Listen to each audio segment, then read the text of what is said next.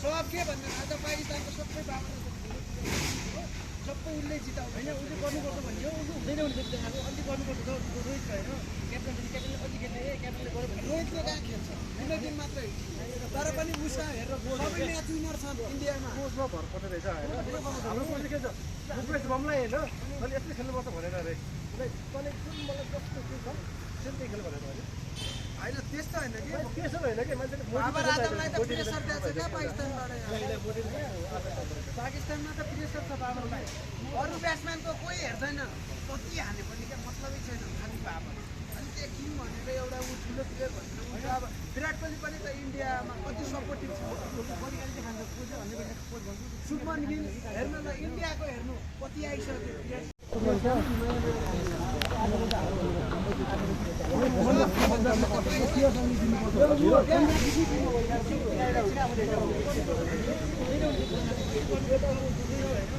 secret हो क्या seriously एक ओभर खेल्दै आएको छ क्या 100% आरसीबी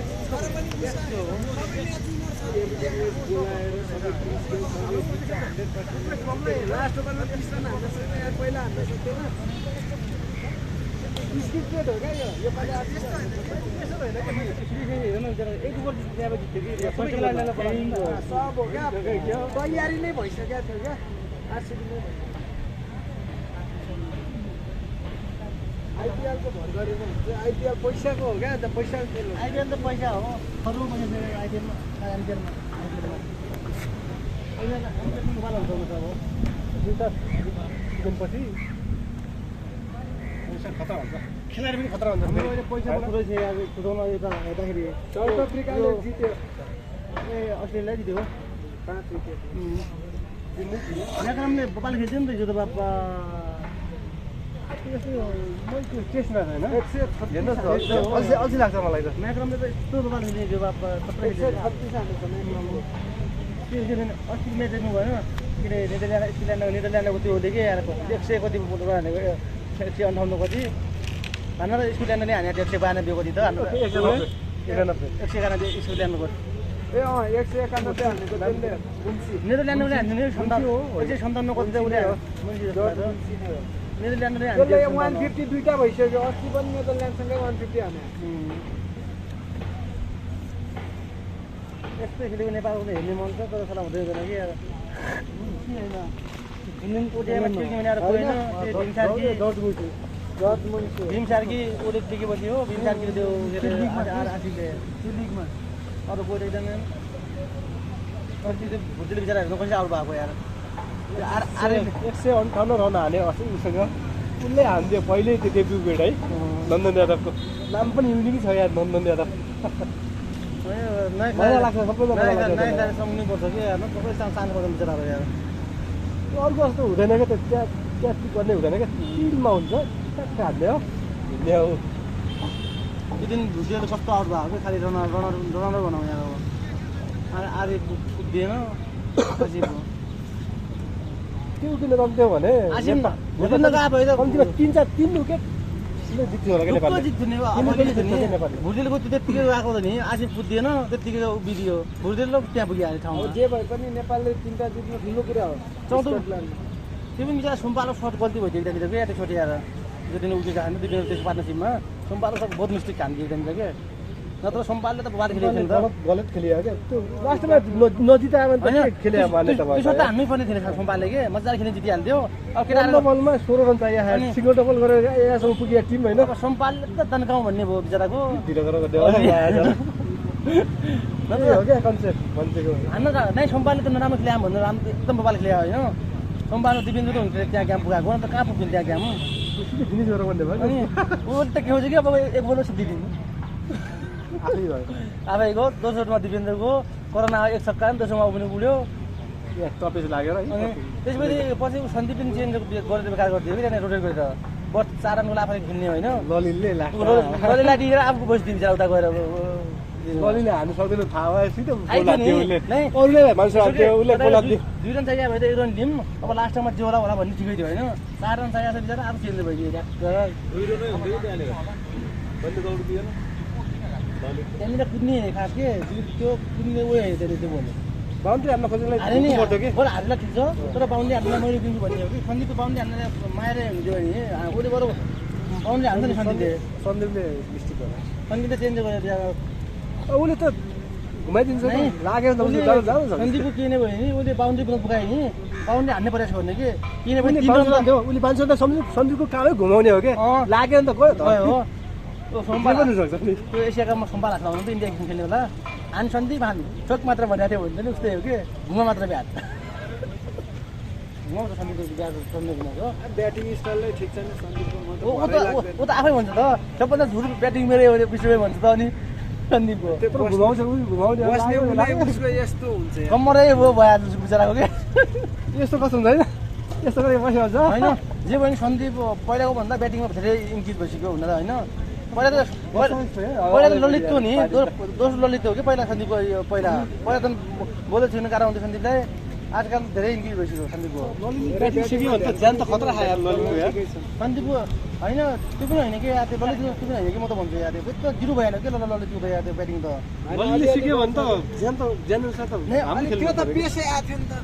योर्कर पेस थियो होइन बलले सक्छ पहिलो बल खेलेछ त्यही पनि होइन त्यो त हो कि हार्नै पर्ने छ पहिलो बल ल्यायो नि त पहिला त्यही त त्यो दिन कन्डिसन ठिक छ कि त्यो पनि अलि चाहिँ म हान्छु है भन्नु अहिले त रोक्छ उ 20-22 बल खाइरा हुन्छ त्यो पनि म अलि चाहिँ हान्छु भन्नु हुनु खाने मात्र हो क्या उसले हान्ने भन्ने होइन बल रोकिदिए पुग्यो पछाडिबाट एउटा चाहियो कोही हाल्ने अहिले हान्न खोजेको ब्याट तर त्यो दिन ललितलाई मलाई रिजनलाई खेलाएर ललितले 10 ओभरमा कति रन दिएको छ त उसको त रन त रोकेको छ 10 ओभरमा 34 रन मलाई नन्दन रिजनलाई खेलाएर हुन्थ्यो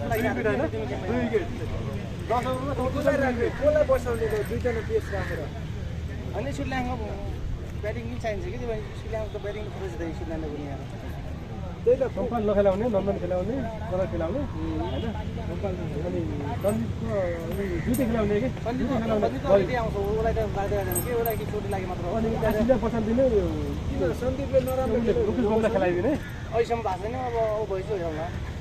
अहिलेसम्म भएको छैन सन्दीपको फ्यान बौलाउँछ नि थाहा छ रुकुस बम र किशोर भुक्तलाई अपनामा हालिदिने हो कि धेरै छन् कि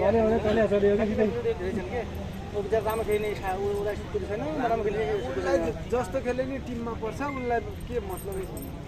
उसको अवस्था नै बुझ्नु पऱ्यो नि बिचरा गएर कत्रो के भइरहेको छ होइन धेरै आइसक्यो अहिले गेममा धेरै चेन्ज आइसक्यो अहिले अब सन्दीपको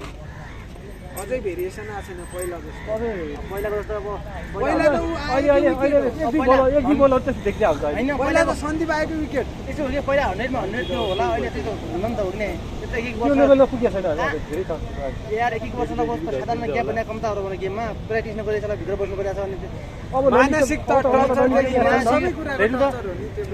रहने ब्याच छ त्यही पनि आएर गरे हो नि उसले सरी यता आएर गरेन त अनि आएर यार कम विकेट लियो त्यसले त्यो चुल्ठो बाटेको वाला क्या बुद्धिवाला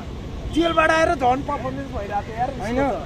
3-4 विकेट लग्यो सन्दीपको जस्तो गेम पछि छुटेपछि चाहिँ उसको राम्रो भएन फेरि सन्दीपको त्यो अवस्था होइन होइन तर उसको अवस्थाले बुझ्नुपर्छ भन्ने हो एकजनाको सन्दीप नराम्रो प्लेयर पनि त होइन नि विश्वले नेपाललाई चिनाएको सन्दीप अझै पनि ऊ त्यति नखेलेर पनि यार विकेट लेस कहिले गएको छैन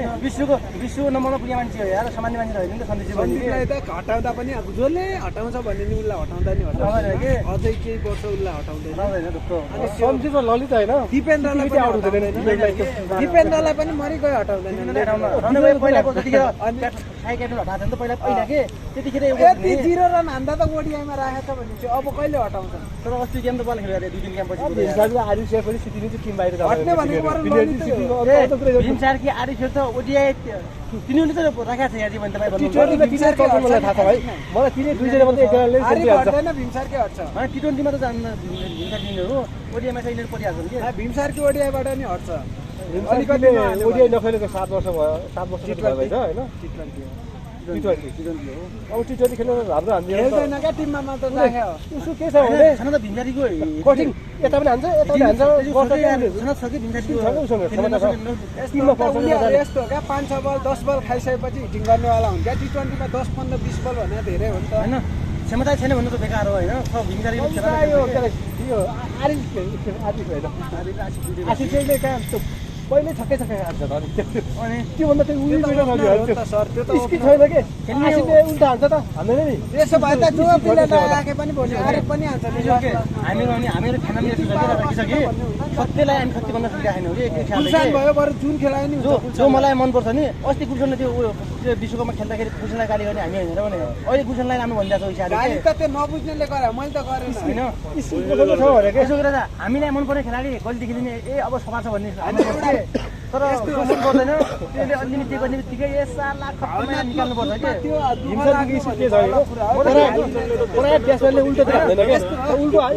गुल्सनलाई गाली गर्नु एकचोटि रिस सबभन्दा बौला फ्यान गर्दै भयो यस्तो गरे कुरा हो क्या सबभन्दा बौला फ्यान नेपाली छ के म एससीसी प्रिमियर कप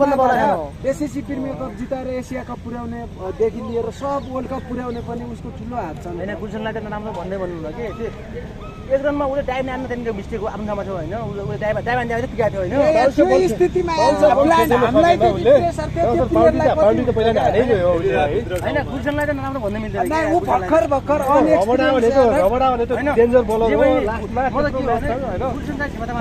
उसको माइन्डमा कति कुरा खेल्यो होला ल तपाईँ त्यो ठाउँमा भएर हेर्नु त कुन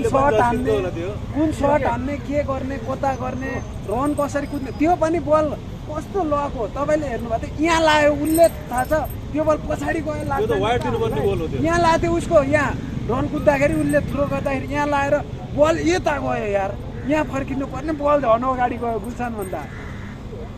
त्यस्तो भयो भने त उसले पछाडि गयो सोच्यो होला नि त कति कुरा खेल्यो होला अहिले पो लाइभ हुनाले हामी मोबाइलमा त्यो घुमी आउँछ धेरै एक्सपिरियन्स खेल्यो नि त हाम्रो गुल्सन अरे गुल्सान त भनेन कति दिन उठ्दै उठेन अनि जहाँ गयो त्यही भन्दा हिँड्दाखेरि भन्छ नि यार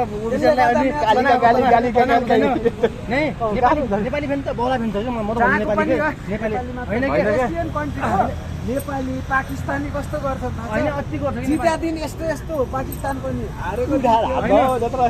नेपालीको सोच के बाबर आजम जस्तो प्लेयरलाई त कति गरिसके राम्रोसँग यति अति राम्रो गरिदियो अलि मिस्टेक भएपछि